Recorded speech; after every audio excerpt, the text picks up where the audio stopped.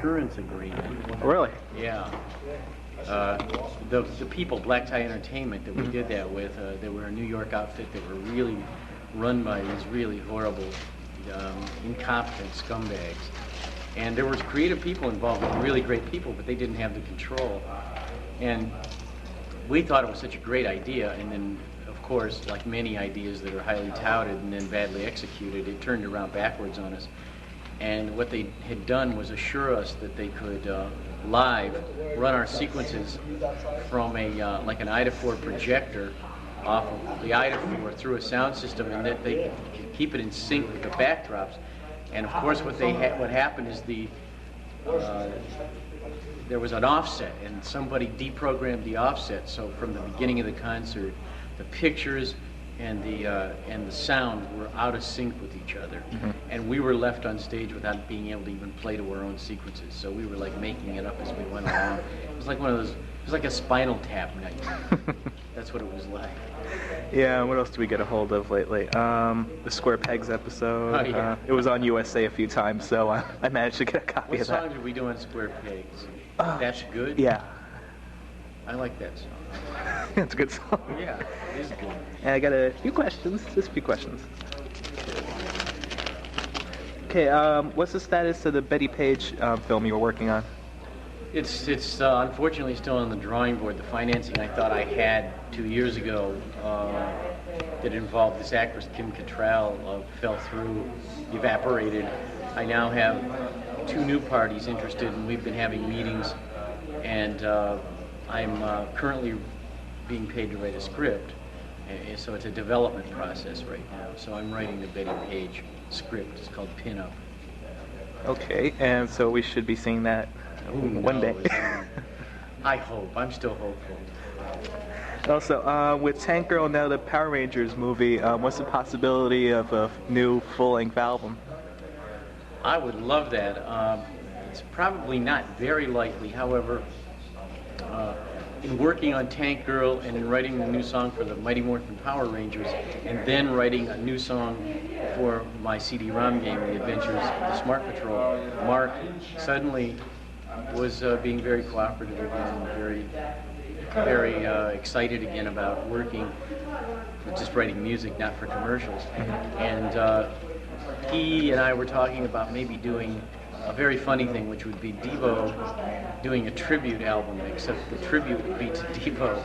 And we would redo, much like we did when we made our own Muzak, we would redo the songs with a new take, a new arrangement, and new style in the songs. Because we did a new version of Girl You Want that has nothing to do with the stylistic version that we did for the movie Tank Girl. It's completely different. Yeah. It sounded like Stereolab, the band out of England. And we liked it so much that we got the idea of taking our favorite DEVO songs and completely reworking them and doing a DEVO Tributes DEVO where we're saluting into a mirror. And that may actually happen. And then we'll certainly put out the soundtrack to the CD-ROM game, Adventures of the Smart Patrol, which will have 2 songs by the Smart Patrol that were written by Mark and I. They'll have an old DEVO blues song never released, done by DEVO as old senile men in a old folk song, and it'll have a song by Boogie Boy, and it'll have soundtrack, just non-lyric music, just audio, and it'll be like a mini CD, like 5 songs and some soundtrack themes like the Smart Patrol theme. And it'll come out at the time of the CD-ROM. And when should that be? That should be in the middle of October, or the 3rd week in October. So it can be both for Mac and Windows? And yes. Great. Mac and PC, Windows. And what label will the Inkscape. CD be on? Inkscape is the company that's putting it out. It's distributed by Warner Music. Back with Warner? Yeah. Okay, let's see what else. Are you excited? Do you have any input on the Infinite Zero re-releases that have been coming Absolutely not. That's what's so funny. I mean, you would think Henry Rollins, being an artist himself, he would have come to us and had us involved in some way to help make it as good as it could be. But had no input. Back on the Power Rangers movie, did you shoot a video for that? No, but we're hoping we will. The company that's releasing it is thinking of our song for the second single. In other words, it'll be the one that they release after the one that they got out now. Oh, I see. Because they're supposedly Fox is showing a video tomorrow from the movie, and kind of hoping it was the Go For It song. I would love that, but it's not. It's this group called Shampoo doing a song called "We're in Trouble." It's like a nice little mamby-pamby pop song. Kind of sounds like a mix between Tony Basil's Mickey and My Sharona. You still keep in contact with Tony Basil? Yeah. Okay. She's still an amazing choreographer and dancer. Okay, back on the Tank Girl. The track that they used in the credit sequence, who did the vocals on that? It was like a female voice? Oh, right. They wanted a female voice. We got a girl in LA in a local punk band called the Schmooze, I think, to sing on it with us. So, now I don't know what the final mix was.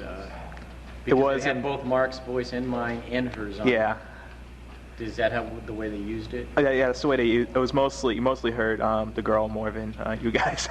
Really? Yeah. In the title sequence? In the title in the opening credit sequence. But on the soundtrack album, it's us. Yes. Okay, and how many members of Devo were actually involved with the CD-ROM? 3.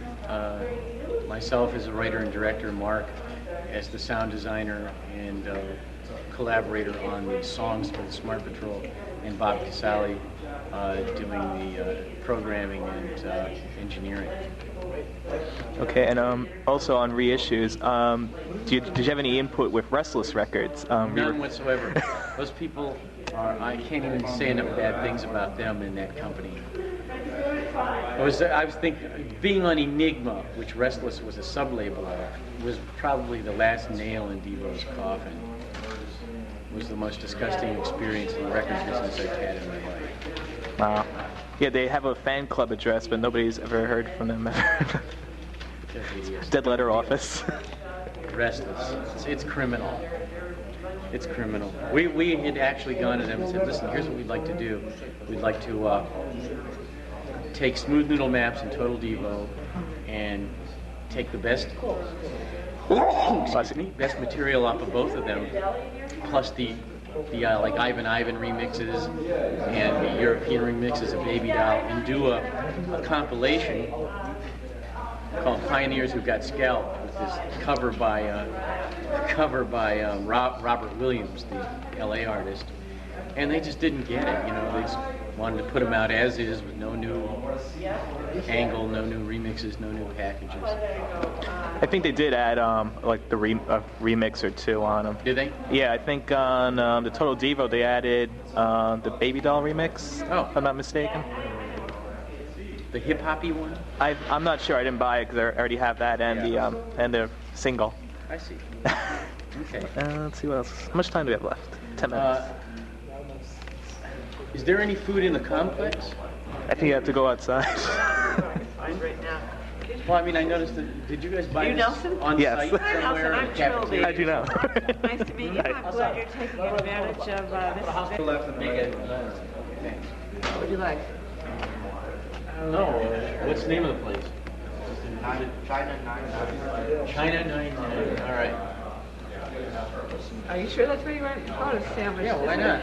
Okay, Where? what would you like? I mean, this is really close. Okay. Just some chicken fried rice or something. Okay. Tea, something to drink, juice, soda, an apple. Sparkling water. Sparkling water. You're California. That's right. All right. All right. Okay, lately a lot of bands have been doing Devo covers like Nirvana, Soundgarden, Robert Palmer. Does that mean that Devo's finally getting a little respect after all these years? Yeah, I wish Nirvana had been able to do one of our best songs and make it a hit, and I could have lived better again. Well, I would have made more money off of that than I did in Devo the whole time I was in it. I mean, the only time I made money was with it.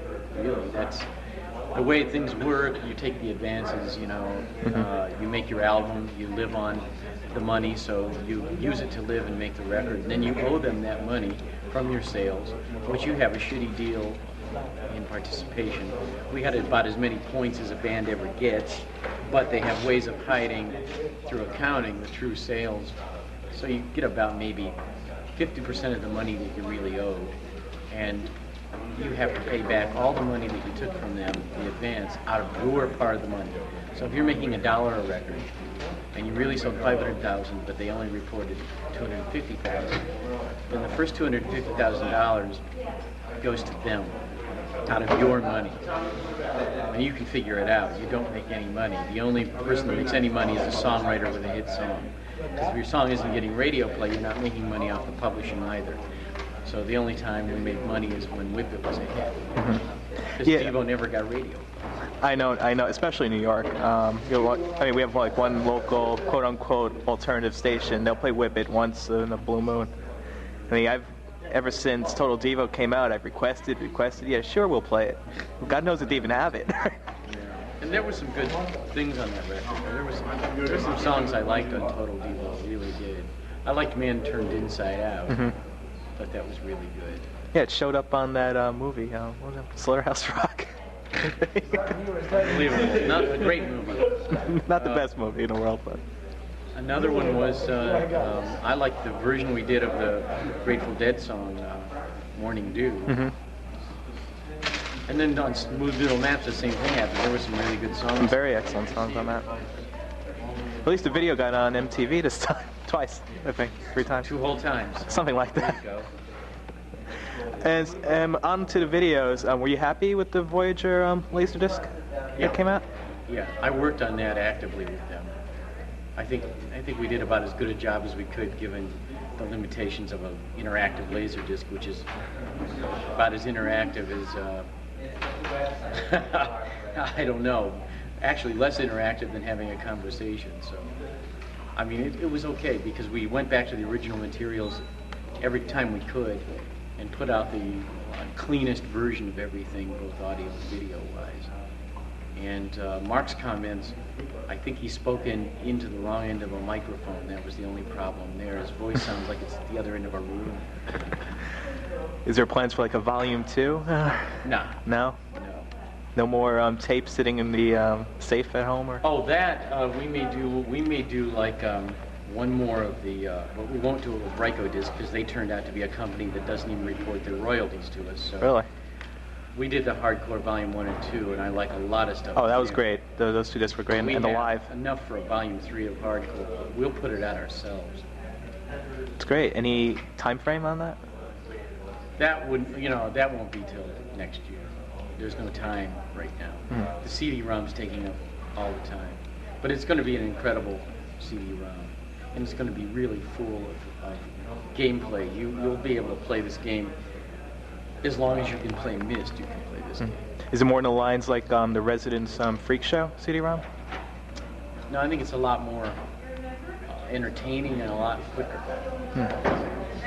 Okay, and I think that covers everything. Okay, thanks for answering all my questions. Sure. I got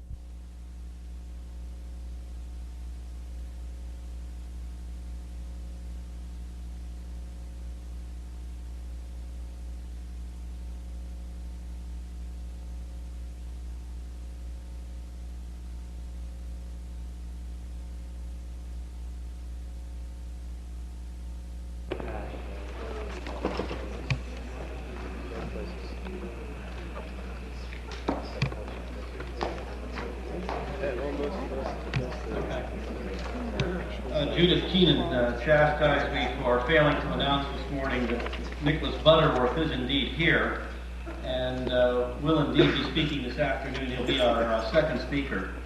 A few odds and ends of business. Let's discuss as Jerry DeCampo finishes queuing up the tapes. Reminding you there's a party tonight, 6:30 to 8:30 at the Cafe, 12 St. Mark's Place, east of 3rd Avenue. It's a cash bar. The national conference, those of you who are interested in that, 312-231-6830 is the number to call for registration information and information about that. You can indeed find information about the New York SIGGRAPH, the sponsor, along with Pace University, of the event today, with brochures out in front of the hall. You can also find brochures from SIGGRAPH for the next event, which will be the Computers and Sex Party at Wednesday, June 14th, 6:30 at Pseudo Inc., 600 Broadway, and there are announcements for that. I thanked some people when we began this morning, but we'd also like to thank Michael Nash and Jennifer Kemp of Inscape, the AMMI Media Alliance, Pseudo Online Radio. Special thank you to Neil Ruggles, Dick Jones, and Glenn Hughes from the IICS. Thank you to Josh Harris, to Richie Richmond. Another special thank you to R.B. Schumann, to Paul Seidel, to Paul Sinden, to Harvest Works / Studio Pass, to Trish and Lauren Hare, to Wilkie McCoy, Peter Becker, and the Voyager Company and those folks. Thank you, Mark Scarpa. Thanks to Nick Barnes from the Act Cafe, to Greg Smith, to Valerie Castleman, Scott Lang, and Charles Bissamrap, and to all of our SIGGRAPH volunteers and the many people who've worked so hard, Lisa Pra and Priscilla Stadler out at the front door. We appreciate all of your help, and it's work of yours that keeps the organization going and lets us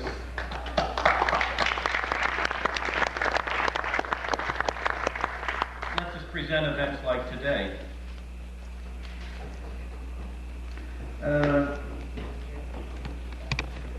Jerry is going to be coming from backstage.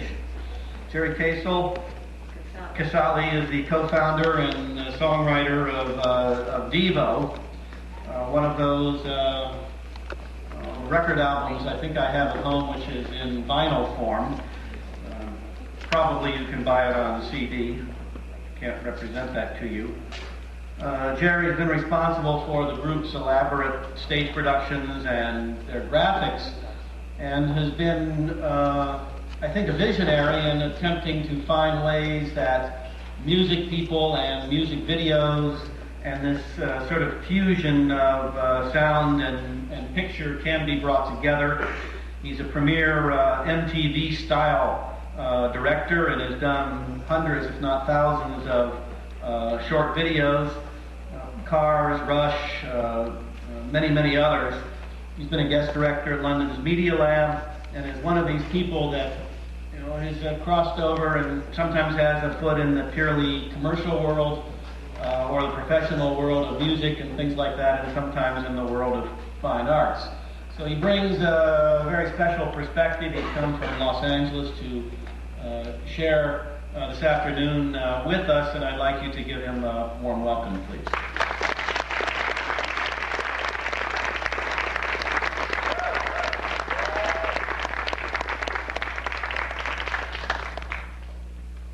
Hi there.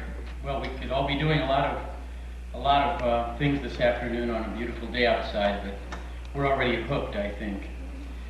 And before I say anything further, I'd just like to bring down the lights and show you something that's about 30 seconds long, and then ask you a question. And we want it real loud, right? Oh yeah, that's loud.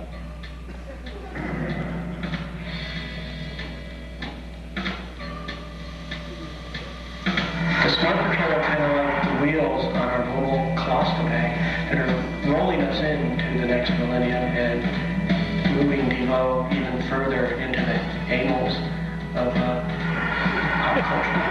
And now, for the first time, we have the opportunity of voicing the marketplace to actually do something that as DEVO we couldn't do. So with the Smart Patrol, who is DEVO the next generation, you get to interact with them the way you could never really interact with DEVO.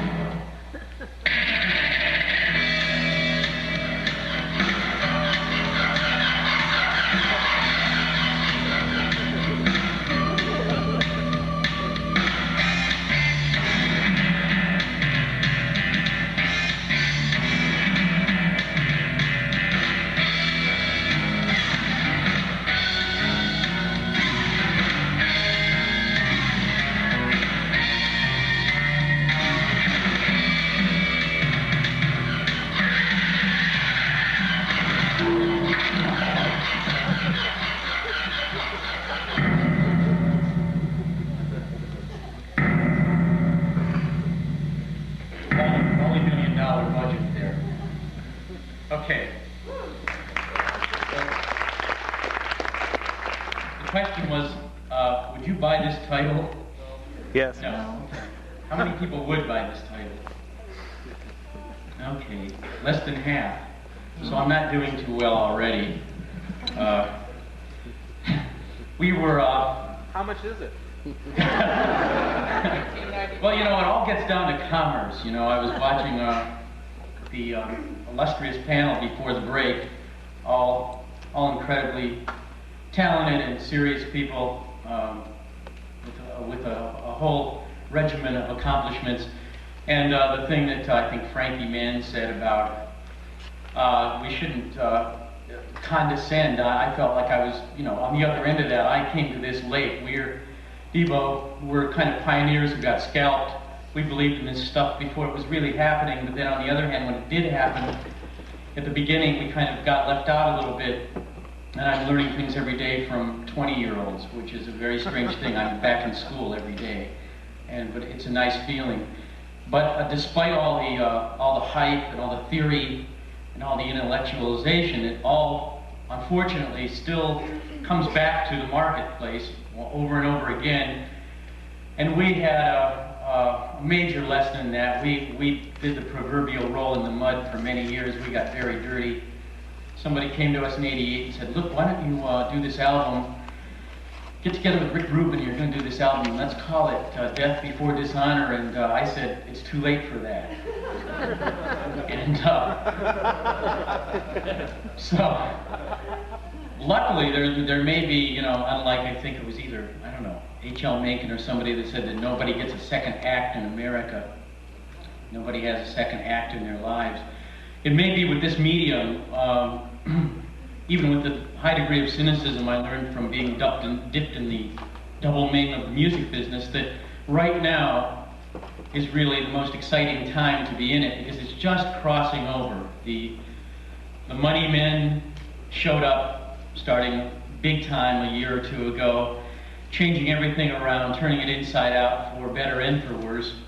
And so suddenly, from a handful of titles and well-meaning kind of new age Christian type experimental people with Dungeons and Dragons graphics and exploring aimlessly in environments, comes this whole new aggressive presence in the marketplace where everything's being marketed like a CD, like a new group. It's got the music marketing template stamped all over it, and we know that only too well. And it just seemed right when Michael Nash of Inkscape said, do you have any ideas that involve a different kind of content than what we've been seeing applied to this medium? I said, well, gee, actually, I had something called Adventures of the Smart Patrol that features a group of kind of countercultural people who happen to play music, are in direct conflict with a monolithic, monopolistic controller of all audiovisual entertainment sites named Big Entertainment. And he said, well, that sounds good, except that Big Entertainment exists, and they have a deal with Miramax, and they're big and they're mean, and they'll probably sue you for the name. I thought, okay, this is the time to put out this title. It makes a lot of sense. So anyway, his main concern was content, and I thought that was so great, because that always was our main concern. We came along at a time when nobody looked or acted or sounded or had the kinds of messages we had in pop music, and we were pretty much misunderstood for that, and pretty well hated by radio programmers and rap jobbers and independent promo men and executives, and liked by the fans and the people.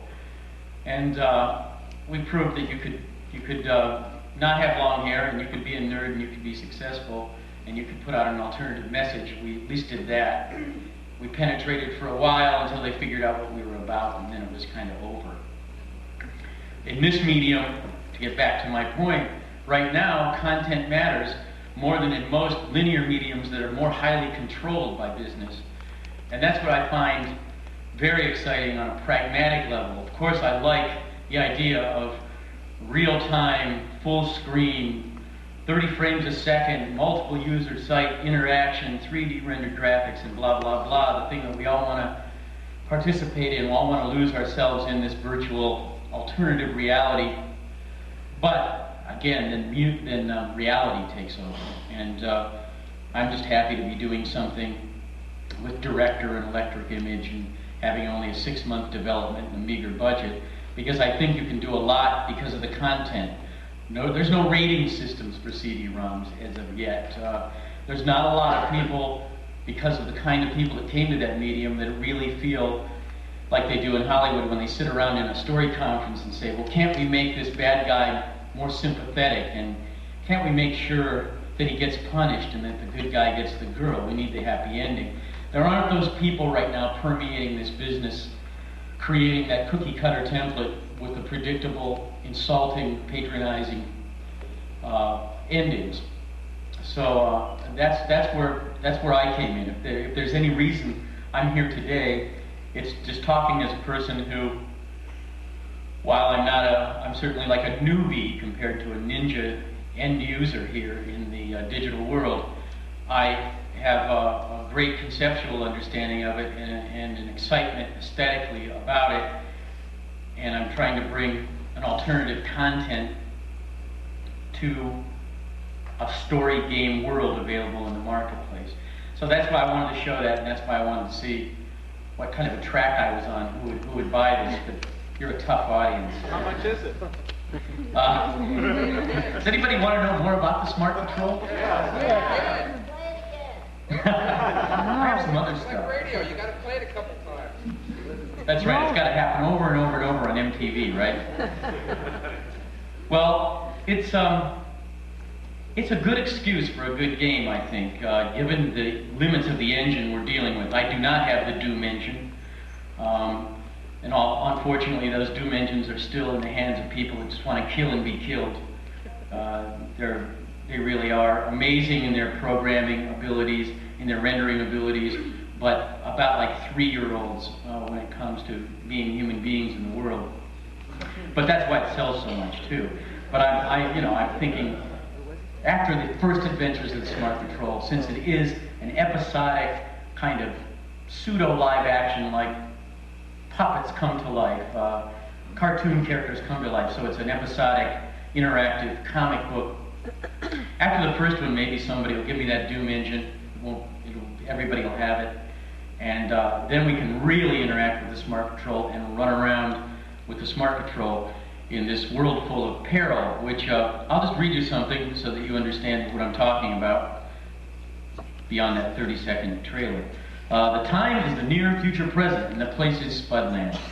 It's a place where the world as we know it is comically exaggerated both visually and dramatically. In a garish animated neo-pop collage of the high and the low, 5 devolutionary rebels struggle against the unctuous forces of evil. Welcome to the first of the adventures of the Smart Patrol. There's an epidemic disease called ossobucomyelitis attacking the spuds of Spudland, known as OM.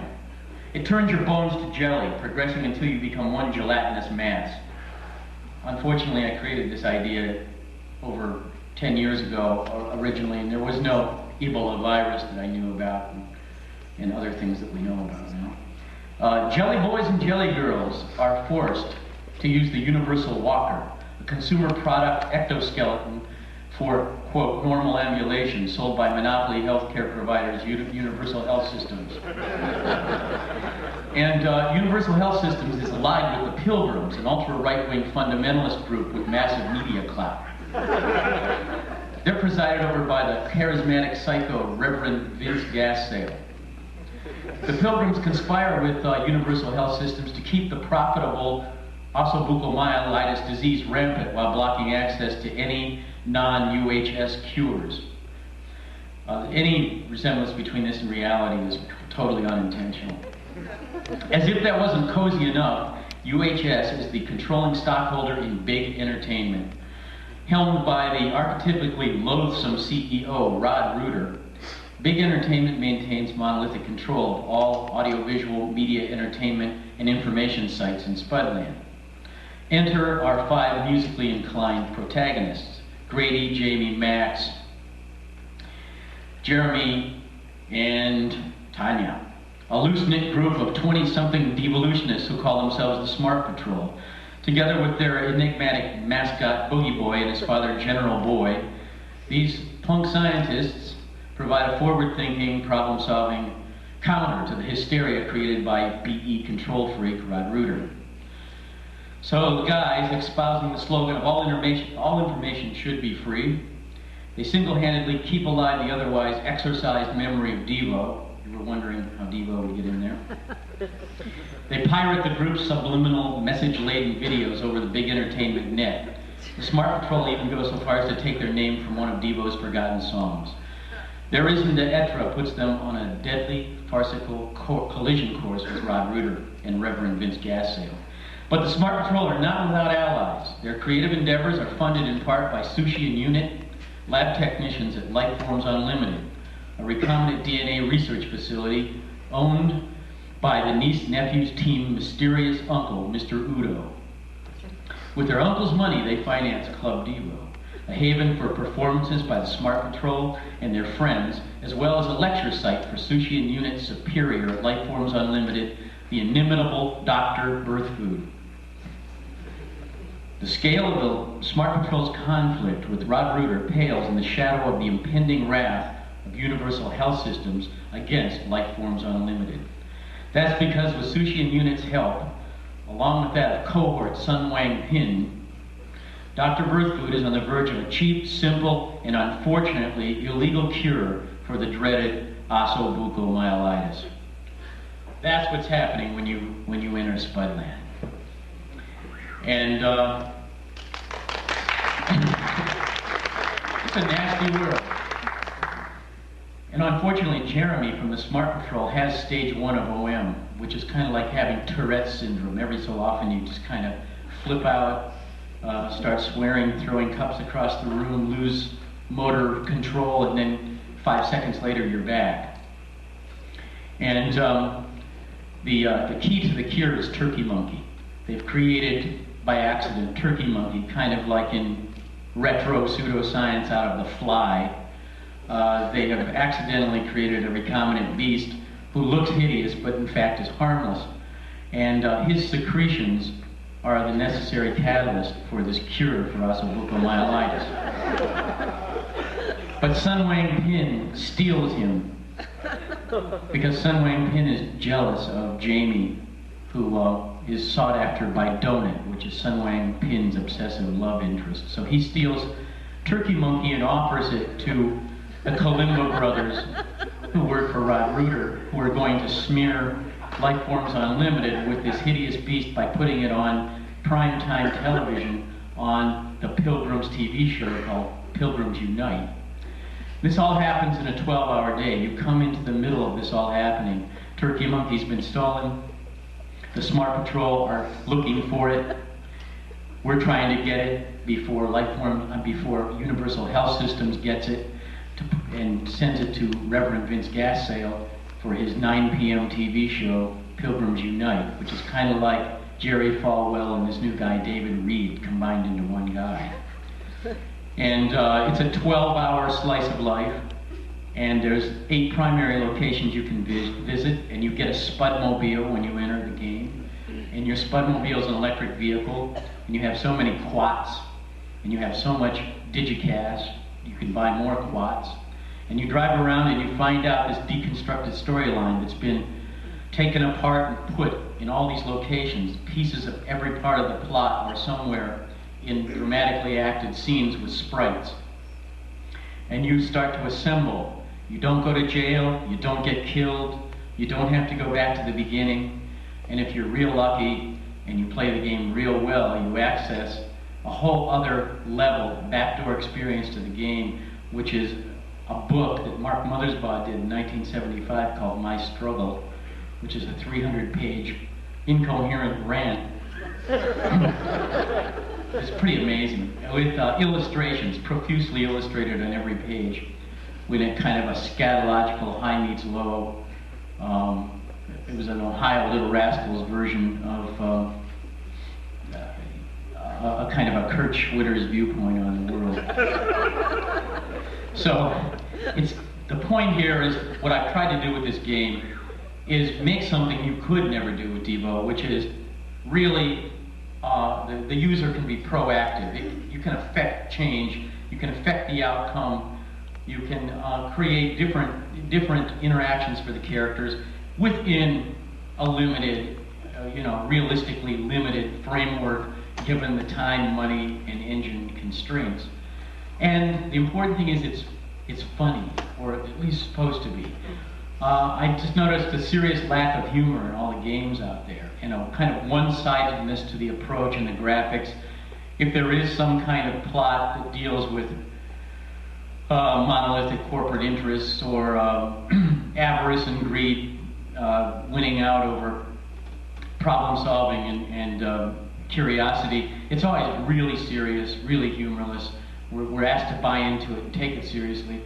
Most of these things do have like New Agey Dungeons and Dragons graphics, because it's been pretty much in the hands of programmers because nobody else really understood the medium well enough to dive in.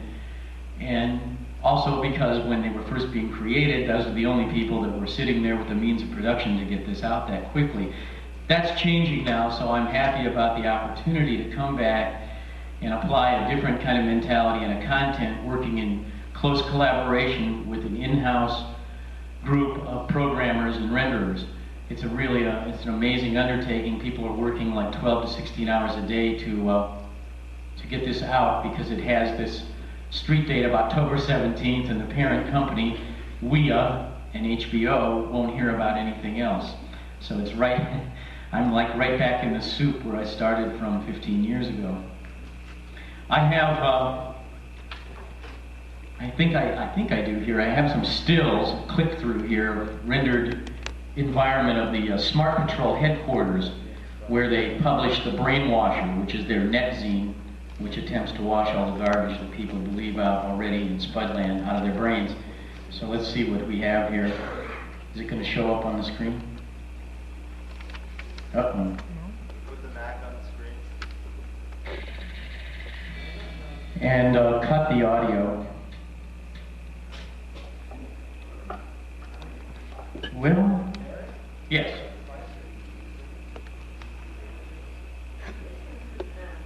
Yeah. We're using, are you asking me what the.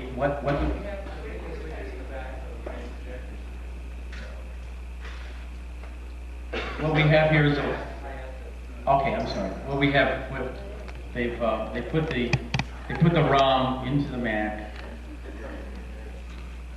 Here we go. Okay, that's a Spudmobile that's in need of repair. And so when you first come into Smart Patrol headquarters, we can click past the Spudmobile here.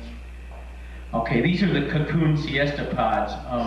The Smart Patrol have replaced normal sleep, 8-hour sleep cycles with these 1-hour high-tech cat naps that go into deep REM periods, so they can be up longer and do more in Spudland, so they miss less of the horror of the action. So those are their Cocoon Siesta pods. Okay. And this is their segmented monitor that works off of their computer terminal, and we're seeing the various members and what they do, although I don't know if you can read what positions they have and what instruments they play, what they do in the game. There's Tanya. And somehow when the programmer at Inkscape made this up for me, he lost Grady. I don't know. Grady's missing in action in Spudland. There's the Brainwasher. There's the cover of the issue that will be in the first episode of the Smart Patrol. And then this is the mutual release cone. This is a kind of a Reichian idea here. This is where the Smart Patrol harness and exchange all the energy expended during sexual intercourse. And you can see, there they are, Mylar blankets, just like the astronauts. And then these are panels from Boogie Boys My Struggle. And when you play the game, you're going to find out that the Smart Patrol, look, there's a close-up of one right there. There's They're all at least that good, let me tell you. Okay. Smart Patrol aren't so smart after all because they really believe that Boogie Boy's expunged master work, My Struggle, has been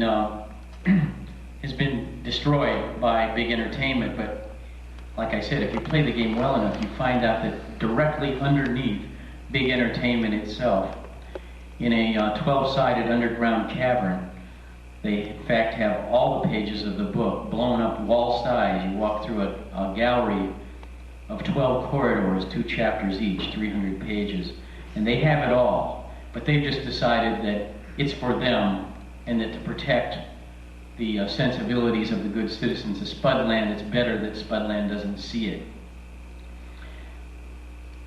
So that's a little bit more about Adventures of the Smart Patrol and what we're doing.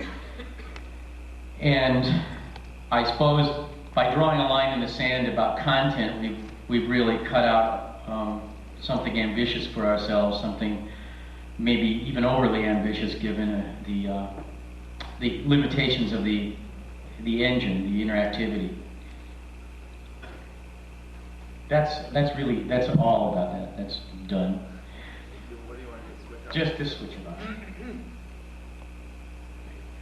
You know, we tried starting in 1981 when this original idea was, we were working with John Whitney, speaking of pioneers, John Whitney of digital design, what was it? Digital Productions, that's right. When he had the Cray, in a subfloor with refrigeration units, and the Cray would look like something out of Stanley Kubrick's 2001. Looked actually like a piece of furniture that you sat around. And we were trying to create things then. We had this idea of using computer graphics to create a world on stage, so that when we toured, we believed in all kinds of dumb things. We were reading Popular Science magazine too, and every other magazine. We thought laser discs were happening back in 1973, and that by doing what we were going to do, we would bypass normal record company distribution and become the first real multimedia band. All these other silly things. We thought we'd project 3D versions of these computer graphics on stage during concert, and then use 2D versions of them as backdrops for us to be married to when we made our music videos, so that the Devo experience would be permutations on a theme, so that if you bought a Devo CD, or you came to see Devo live, or you saw Devo on MTV, which we thought at the time we would be on, but didn't understand how it was going to work, that you would have the same experience, or permutations thereof. This was the same time we were developing this original idea, then called The Big Picture, which then became a movie with that title. It had nothing to do with the idea of the Smart Patrol fighting big entertainment. And a guy named Billy Friedkin, William Friedkin, a famous director, had a production deal with Warner Brothers. We were on Warner Brothers Records, so our manager, Elliot Roberts, brings us to Billy Friedkin, and I pitch him this thing I want to do as a first-time director, because I had only directed our videos and nothing else. And he pretended, oddly enough, to be very excited. He says, "I love you guys. I wear your yellow suit when I teach at UCLA. I put on the yellow suit." He says, "I'll put you together with my agent, Tony Fantozzi. I'll just tell him we're going to do this. It's got to be low budget, though." So it all looks like it's going forward, which was too good to be true. And Tony calls us, and all they want to do is double commission Devo. Me as a director, Mark and the others as actors, then commission us as people doing the soundtrack, commission me as the writer, so that they commission us for the various things we're involved in the film, until the commissions are at 30%. And me being the idiot I was at the time, I protested this, I got mad, I argued with him, and of course this started a long series of the inevitable downward spiral, where Billy Friedkin takes us to Perino's that was still open, and says, "Look, I still want to do this thing, man. I still want to do this thing, but you got to play ball." He says, "Come on over to my house, let's talk about this." We go over to his house, Mark and I, and he pulls out outtakes from Cruisin'. He goes, "You gotta see this, you gotta see this." And he starts putting on hardcore footage from bars like the Anvil, where he's going, "Look at that, you can see the guy's knuckles in his belly, see that?" And Mark and I are losing it. And then Tony Fantozzi shows up and said, I read this treatment, it's schmuckbait. I'm not letting him go forward with this. So after that meeting that night at Perino's, we lost our ability to do the big picture with Billy. And then the word got around, don't deal with these guys, they're crazy. This movie schmuckbait. So then it was reconfigured, recontextualized as a episodic TV show, which was really half-baked fantasy to think this would ever happen. But Chaim Saban of Saban Entertainment, somebody got it to him. He called me in for a meeting, and he wanted to give me $10,000 and tell me to go away and just take it. No points, no involvement in the stories, nothing. Not even a created by credit. And I didn't do it, and then about 3 years later, the Mighty Morphin Power Rangers showed up. Which, that's fine. So that's kind of the background I'm coming from when I come to this project with Adventures in Smart Patrol. And I think that, in retrospect, it's good that nothing else ever happened with this, because I think it works much better in a non-linear medium. I think it works much better where the content is allowed to have all the edge and all the irony that it was intended to have from the beginning, and being done with a group of people in a company that totally understand it and are behind it. So it's you can't kill something that has to come out, that has to be. I suppose that's again the only reason I'm here today in such illustrious company, that I'm getting to do this project. If there are any questions or anywhere you'd like to take this, I'd like to open it up to the floor now and be real interactive, so that we can talk to each other. Does anybody have any questions? Jerry, what about The laser disc. Yes, we kind of left that out. Well, here's something. I think a lot of you have seen this. Let's see here.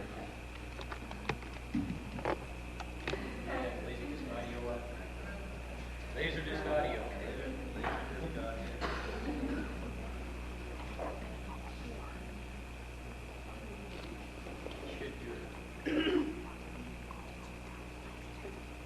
This is an example of what I was talking about. If you'd come to see us live in 1982, you would have seen this happen right on stage. Why is it still searching, folks? Okay. And audio, loud, please. I mean real loud. Very good.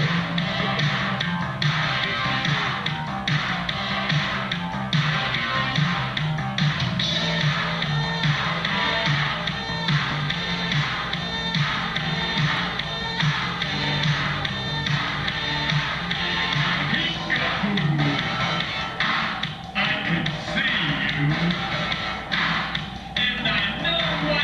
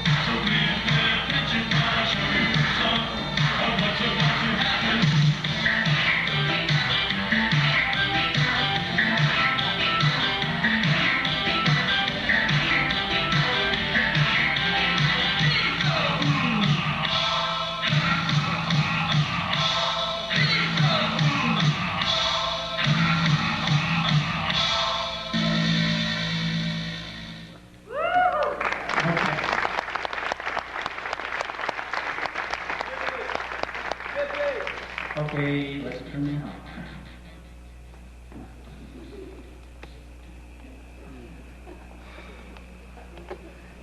Well, anyway, we did do that. We composed a background. That's the best we could do at the time. We worked with digital productions and used any money we had. Composed a 25-minute background that was a whole segment of the show with raster graphics, computerized robot girls dancing across the screen, and we had a prop gun that lit up like a laser tip on it, and they explode off of screen like ducks in a shooting gallery that Mark would do while he was singing, and things like that. They connected up with every song, traveling roads where we were on treadmills running up the road. And although it was just a theatrical, linear use of it, it's all we could do at the time, we certainly wanted to do a lot more than that, and we had plans for a lot more than that. But, you know, found that both money-wise and technologically-wise, it was prohibitive.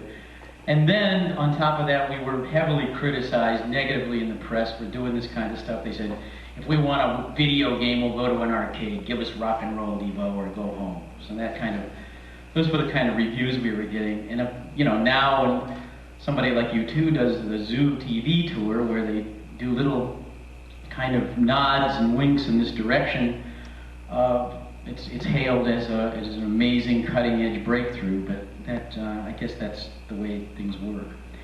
Now, back to the questions. Are there any? Okay, good. Well, thank you for listening to me then. We had questions, you just didn't see or hear it. No, I just wanted That's to true, the light, I cannot see your hands. I wanted to know if you had a Smart Patrol website yet. Not an official one, no. We are going to do that because the Smart Patrol really are those 5 people. They really exist.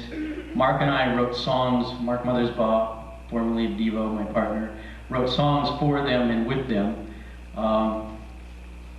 that they will be performing as puppet sprites in the CD-ROM adventure game. And then also they will, in the fall, be a live reality that will move beyond the confines of the particular content of the game, and you'll be able to, they're going to kind of harbor a DEVO archive in addition to being the Smart Patrol. You'll be able to access the Smart Patrol online, get information, have commentary about, like, you know, if the Smart Patrol site existed now, they'd be talking about things like Waco and the Oklahoma City bombing and the Japanese cult leader and the sarin gas and all the things that we were trying to do back a generation ago as DEVO and didn't have a way of doing.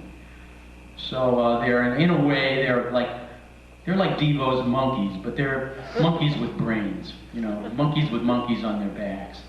And we're behind them pulling the puppet strings.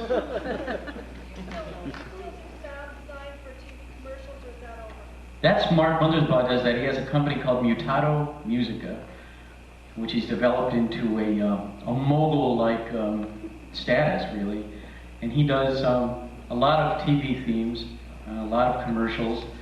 It's something he really enjoys, something I never really had a big interest or aptitude for. I was doing exactly what I wanted to do, creating ideas and concepts musically and visually, and being paid to be DEVO, and being paid for things I created, not to sell a product, except other than myself. But now, what we're going to do is start Mutato Multimedia to offer to the music business a service that can author CD plus, CD-ROM within the confines, within the applications that make sense with in the music business, because so far they've been pretty horrible and pretty dumbly executed, and not really, the bands that have been involved in them have not really understood what they were up to. I mean, they weren't involved, they didn't understand it, and they weren't really even consulted. And I think that's going to have to change. I mean, when there were first videos, what was nice about it, it was experimental. They weren't baby pictures for the record company. They didn't look like perfume ads. They were very interesting, and they were individual and a lot of self-expression, experimental, low budget. There wasn't a committee deciding what the content should be, what percentage of the time the lead singer had to be cut in the final edit, all those things that started making me run away from it after I was directing for Media Lab in London, and I came back here and the whole thing had turned upside down. So right now, CD Plus, you're back to the stage, I think, where we were in maybe 1978, 79, with the videos we were doing, which were not really videos, they were film pieces. They were little film shorts. And I think there's a whole opportunity in area there that's relatively unexplored, just waiting to have a few good examples put out of how it can be. I think your siesta pod is a terrific looking item, and I was thinking sharper image might want to carry it if you could do a prototype and put a vibrator on it. That's a good idea. DEVO would like that idea, believe me. Okay, thank you very much.